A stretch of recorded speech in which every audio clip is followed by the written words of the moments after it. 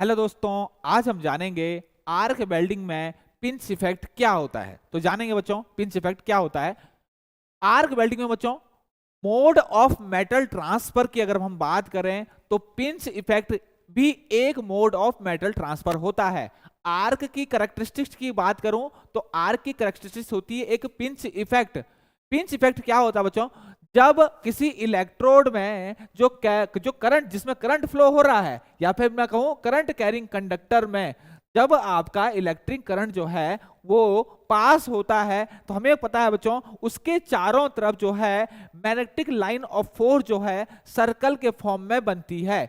उसके चारों तरफ सर्कल के फॉर्म में बनती है और यही अगर मैं कहूं तो यही मैग्नेटिक लाइन ऑफ फोर्स जो है आपके सेंटर ऑफ आर्क, ये आर्क है, इसके सेंटर की तरफ एक फोर्स लगाती है। जिसको फोर्स लगाती है जिसको हम कहते हैं लॉरेंज फोर्स और ये इलेक्ट्रोमैग्नेटिक फोर्स है। ये क्या है आपका इलेक्ट्रोमैग्नेटिक फोर्स और यही रिस्पॉन्सिबल होता है आपका पिंच इफेक्ट के माध्यम से आपका मेटल ट्रांसफर करने के लिए।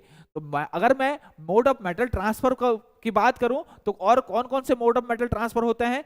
पिंच इफेक्ट हो गया बच्चों, सरफेस टेंशन, आप इसके अलावा आपका ग्रेविटी और आपका गैसियस या प्लाज्मा जो आपका बनता है वो भी आपका मोड ऑफ मेटल ट्रांसफर में आपका यहां पर मदद करता है।